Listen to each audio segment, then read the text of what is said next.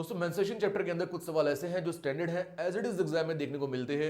Even उनकी values जो है वो भी बदली नहीं होती। मैं नहीं चाहता दोस्तों वो सभी सवाल जो है वो लंबी लेंथ वाली वीडियोस के अंदर गायब हो जाए और आप उन सवालों पे ज्यादा तवज्जो ना दो। इसीलिए दोस्तों उन सभी सवालों पे मैं लेकर आऊंगा सभी के लिए डेडिकेटेड वीडियोस, और उन्हीं में से एक डेडिकेटेड वीडियो आज अब अभी अपने स्क्रीन पर देख पा रहे हैं, जहां पर we will solve standard type of questions on cow grazing. देखिए को ग्रेजिंग में कुछ इस तरह का सवाल होता है कि आपको एक रेक्टेंगुलर फील्ड दी होगी और बोला होगा कि किसी एक को या किसी एक हॉर्स को या किसी भी एक पशु को टाई करा हुआ है कॉर्नर पे उस रेक्टेंगुलर फील्ड की। आपको यह बताया होगा जिस रस्सी के जरिए उस को टाई करा हुआ है, बांधा हुआ उस रस्सी की लंबाई। आपको लेंथ और ब्रेथ भी दी होगी रेक्टेंगुलर फील्ड की। माइट भी रेक्टेंगुलर फील्ड ना हो, कोई और तरह की शेप भी हो सकती है। जितनी भी तरह की शेप्स हम मेंस्ट्रुएशन चैप्टर के अंदर पढ़ चुके हैं या पढ़ने वाले हैं, तो ऐसे में वो आपसे पूछेगा क्या, आपसे पूछेगा कि बताइए कौन सा एरिया ऐसा है या कितना एरिया ऐसा है जो वो कव जो है जो टाइड है कॉर्नर पे वो ग्रेज नहीं कर सकती, यानी वहां पर अगर कोई घास घूस लगी है तो उसे चर नहीं सकती, खा नहीं सकती।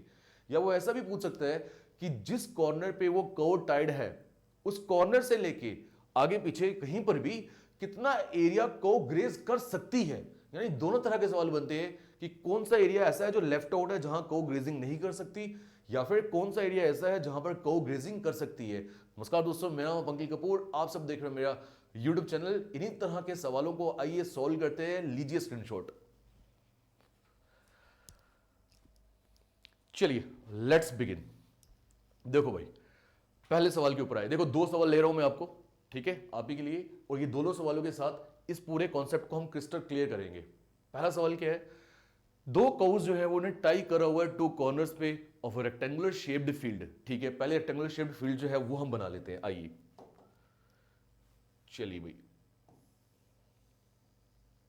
ये आ गई एक रेक्टेंगुलर शेप्ड फील्ड। ठीक, अब उन्होंने क्या बोला था, दो कॉर्नर्स पे दो गांवों को टाई करा है, तो अब आप दो कॉर्नर्स कोई भी पकड़ लीजिए। मैं ये दो कॉर्नर्स पकड़ता हूं, एक मैंने ये वाला कॉर्नर पकड़ लिया and the second one is this corner.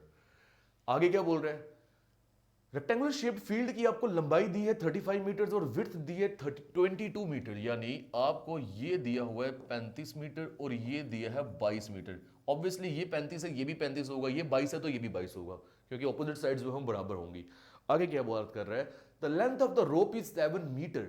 जिस रस्सी से उन कौ को बांधा हुआ है उस रस्सी की लंबाई 7 मीटर की दी है, यानी यहां से वो रस्सी जो है कुछ इस तरह की होगी, वैसे यहां से वो रस्सी कुछ इस तरह की होगी, और इधर मान लीजिए उस कौ को बांधा हुआ है। ये लीजिए, मैंने कितनी टांगे होती है कौ की, हाँ जितनी भी होती है वो मैंने बना दी। यहां पर 2 4 होती है तो 2 यहां पर आपको सामने दिख रही है। ये लीजिए, मैं भूल गया हूं इसमें कितनी होती है। चलिए आगे।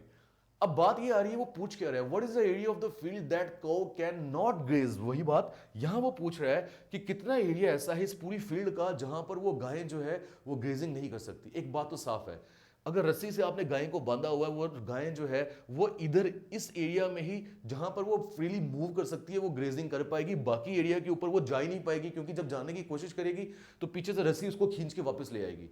यानी यहां से हमें समझ आ रहा है कि अगर मैं कलर चेंज करूं तो ये वो एरिया है, लगभग ये वो एरिया है जहां पर ग्रेजिंग पॉसिबल है। इस कौ के लिए भी अगर मैं बात करूं तो लगभग ये वो एरिया है जहां पर कौ ग्रेजिंग कर सकती है। अब बात आती है, ये जो आपने शेप बनाई, ये शेप है क्या, क्या ये शेप जो है आपने कभी देखी हुई है? अभी हमने पीछे लेक्चर के अंदर ये शेप देखी है बड़े अच्छे से, बट आप थोड़ा सा गौर फरमाइए, क्या ये सर्कल है, सेमी सर्कल है, या ये क्वाड्रेंट है? दोस्तों ये सर्कल की शेप जरूर दे रहा है, पूरा सर्कल तो नहीं है, वो तो आपको दिख ही रहा है, क्योंकि जब रेक्टेंगुलर फील्ड की बात आ रही है तो कौ यहां से बाहर नहीं जा पाएगी, दीवार लगी है, ना ही यहां से बाहर आ पाएगी क्योंकि यहां दीवार लगी हुई है। ठीक है, फेंसिंग हुई है, बाउंड्री है, कौ की ग्रेजिंग यहीं पर पॉसिबल है। ये सर्कल की शेप जरूर दिख रही है बट कंप्लीट सर्कल नहीं है, सर्कल का एक हिस्सा है, ये सेमी सर्कल भी नहीं है दोस्तों, इट इज क्वाड्रेंट। क्वाड्रेंट कैसे, आइए मैं इसे कंप्लीट करता हूं।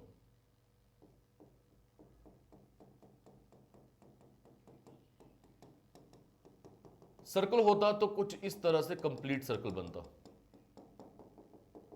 और वैसा ही कुछ इस तरह से यहां पे भी कंप्लीट सर्कल बनना था। डन। आइए अब एक बात आपको और बता देता हूं मैं यहां पे। देखो भाई, वैसे भी आपको समझ आना चाहिए कि अगर मैं यहां पर एक कंप्लीट सर्कल बना रहा हूं तो इस तरह से 4 क्वाड्रेंट्स बनते हैं, या नहीं? बनते हैं ना? देखो भाई, एक क्वाड्रेंट ये आ गया, एक ये second one, this is the third one and this is the fourth one quadrant, 4 quadrants बन रहे हैं। तो वहीं पर हमें समझ आ रहा है कि this one is one quadrant. तो वहीं पर अगर आप देखोगे, ये वो चीजें हैं जो मैंने यहां पर बनाई, तो ये एक क्वाड्रेंट का रोल प्ले कर रही है। ऐसे पूरे सर्कल में 4 हिस्से, एक ये था, एक यहां है, एक यहां और एक यहां पर है। उम्मीद करता हूं ये आपको क्लैरिटी मिल गई होगी। चलिए अब निकालते, ऐसा करते हैं, हम एरिया निकालते हैं पूरे रेक्टेंगुलर फील्ड का। तो एरिया जो होगा रेक्टेंगुलर फील्ड का क्या रहेगा दोस्तों? Length into breadth. मैं लिख रहा हूं, ये एरिया किसका है भाई? रेक्टेंगुलर फील्ड का। अब लंबाई कितनी है भाई? 35, और ब्रेथ कितनी है मेरे भाई? 22। करो मल्टीप्लाई, 70 एंड 70 यानी 770। किसमें है भाई? ये है मीटर में। तो 770 मीटर स्क्वायर इस पूरी रेक्टेंगुलर फील्ड का एरिया हमें मिल गया है। अब बात आती है, हम ये वाला एरिया निकालते हैं जहां पर कर्व ग्रेजिंग पॉसिबल है, वो कर सकती है। अब वो कैसे पॉसिबल होगा, कैसे निकालेंगे? ये देखो, एरिया वेयर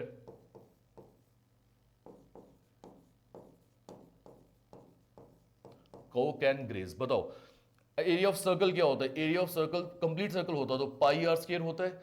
अब जब क्वाड्रेंट है, एक चौथाई हिस्सा है, क्वाड्रेंट है तो एक चौथाई हिस्सा है, तो आप ऐसा कर लो ना, इस क्वाड्रेंट और इस क्वाड्रेंट को जोड़ के आप ये भी तो समझ सकते हो कि ये एक सेमी सर्कल बन गया। देखो ना, एक क्वाड्रेंट ये है और एक क्वाड्रेंट ये है, दोनों को जोड़ दूंगा तो एक सेमी सर्कल बन गया ना। यानी पूरे सर्कल से आधा एरिया लेना है आपको, तो पाई आर स्क्वायर का आपको क्या करना है? हाफ करना है। अब आपके ऊपर यार, आप ऐसा भी कर सकते थे, इसको बोलते ये 1/4 पाई आर स्क्वायर, ये भी 1/4 पाई आर स्क्वायर। इन दोनों को आप ऐड करते तो क्या बनता? 2/4 पाई आर स्क्वायर बनता ना। और 2/4 पाई आर स्क्वायर का मतलब क्या आ गया? आगे वही 1/2 पाई आर स्क्वायर। तो ultimately you will reach towards 1/2 pi R square. पहुंचना तो आपने यही था। अब यहीं पे सॉल्व करते हैं, और ऐसा इसलिए भी किया क्योंकि वही रस्सी है 7 मीटर की जो यहां है, वही रस्सी यहां पर भी है, तो इसलिए मैंने ये चीज कर दी। तो पाई इज व्हाट? 22/7 एंड रस्सी का radius 7 multiplied by 7 divided by what? 2। आपको ये पॉइंट समझ आ रहा है ना? यहां पर जो रस्सी है, जो रोप है, उसकी जो लंबाई है, वो सर्व करेगा क्या? वो सर्व करेगा एज रेडियस। क्यों भाई? अगर ये रस्सी है तो मुझे बताइए, ये पूरा सर्कल में ऐसे ही तो बनाऊंगा ना। तो यहां से क्या होगा, ये जो पूरी रस्सी थी, रस्सी का एक एंड जो है वो सर्कल का सेंटर आ गया, और वहीं से पूरे सर्कल को घुमाया हुआ है हमने। Done.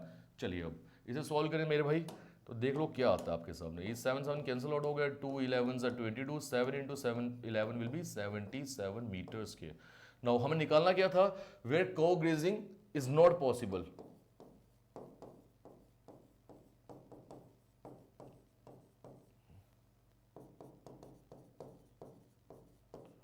Area where curve can not graze equal to, आप क्या करोगे? टोटल एरिया कितना था भाई बताओ? 770 अभी ऊपर निकाला हमने, उसमें से ये 77 माइनस करो, 693 मीटर स्क्वायर मेरे भाई वो एरिया है जो बचा हुआ है। बचा हुआ यानी कि वो ये वाला एरिया, ये वाला एरिया, ये सारा, और यहां से ये सारा। यहां पे कर्व ग्रेजिंग पॉसिबल नहीं है दोस्तों। लगभग मैंने 8 मिनट या 5-7 मिनट लिए इस पूरे क्वेश्चन को समझाने के लिए, सिर्फ इसलिए ताकि मैं इस कॉन्सेप्ट को क्रिस्टल क्लियर कर पाऊं आप सभी के लिए। वरना सॉल्व करने पे इंसान आ जाए तो ये बड़ी जल्दी 2-3 मिनट में सॉल्व हो ही जाता है। अब देखिए समझ आ गया। सेकंड क्वेश्चन के ऊपर आते हैं और देखो कैसे सॉल्व होता है वो चुटकियों में।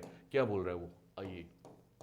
A curve is tied with a rope of length 14 meters at the corner of a rectangular shaped field. Again there is a rectangular shaped field. मैंने ये बना दिया। इस बार एक ही गाय की बात हो रही है, यहां 2 गायें थी।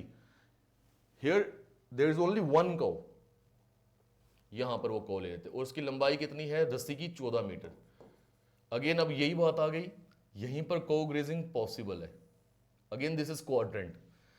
रेक्टेंगुलर शेप फील्ड की डायमेंशन दी है 20 metre by 16 metre, 20/16। Find the area of the field in which cow can graze. इस बार कैन नॉट भी लिखा था यहां पे, इस बार यहां पे कैन ग्रेज लिखा हुआ है, यानी जहां को ग्रेजिंग पॉसिबल है मेरे भाई। अब आपको बहुत क्लैरिटी से ये समझ आना चाहिए, जो इसने आपको लेंथ और ब्रेड्थ दी हुई है, इसका इस्तेमाल इस सवाल में नहीं होने वाला।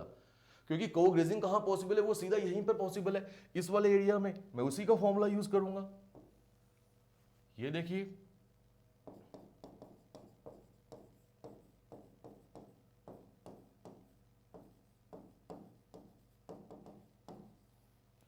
Area where cow grazing is possible, वो कौन सा एरिया होगा? क्वाड्रेंट वाला एरिया। यानी इस बार वो एरिया कितना बनेगा 1/4 पाई आर स्क्वायर। पहले 1/2 पाई आर स्क्वायर था। ऐसा क्यों था? क्योंकि दो कोस थी, यहाँ एक ही कौवा है तो एक ही क्वाड्रेंट बनेगा, तो क्वाड्रेंट यानी पूरे सर्कल के एरिया का 1/4। बस ऐसे सॉल्व करें मेरे भाई, 1/4 multiplied by pi is 22/7। R, R यानी रेडियस क्या होगा, इस कंप्लीट सर्कल का रेडियस क्या होगा, यही रस्सी की लंबाई 14 मल्टीप्लाइड बाई 14, 7 2 ज़ा 14 डन, देन 2 2 ज़ा 4 एंड 2 11 ज़ा 22। ठीक है भाई, कुछ मिस तो नहीं हुआ है? हाँ बिल्कुल सही है मुझे लगता है।